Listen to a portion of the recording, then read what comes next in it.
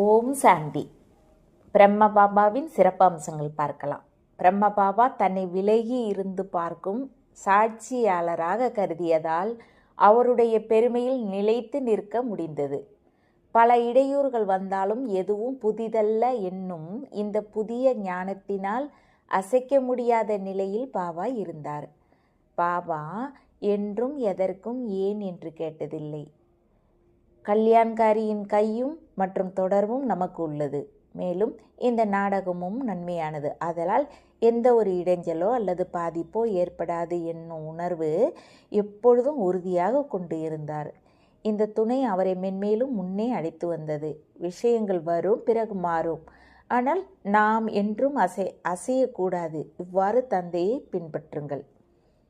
ஒவ்வொரு காட்சியை பார்க்கும் பொழுதும் பல முறை நடந்த இந்த காட்சி மீண்டும் ஒரு முறை நடக்கிறது. அதாவது நான் மீண்டும் செய்து கொண்டிருக்கிறேன் எனும் அனுபவம் உண்டாகட்டும். கல்பத்திற்கு முன்னர் எது நடந்ததோ அது மீண்டும் நடக்கிறது.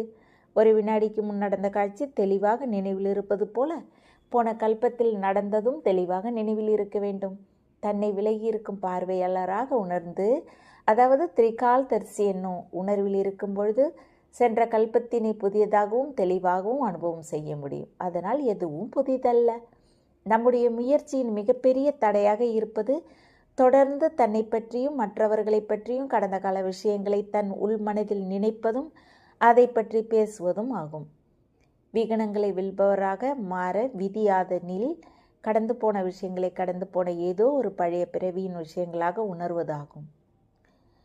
கடந்த விஷயங்களை மனதில் வைக்காதீர்கள், சிந்திக்காதீர்கள். அது பற்றி பேசுவதும் கூடாது. கடந்தது கடந்தவையாகவே இருக்கட்டும் என எண்ணி தொடர்ந்து முன்னேறுங்கள். அதனால் விக்னங்களை வெற்றி கொள்வராவீர்கள். எந்தவித விக்னங்களையும் ஒரு வினாடியில் தாண்டி குதித்து செல்ல உங்களை டபுள் லைட் ஸ்திதியில் நிலைநிறுத்துங்கள். ஓம் சாந்தி பாபா. தேங்க்யூ.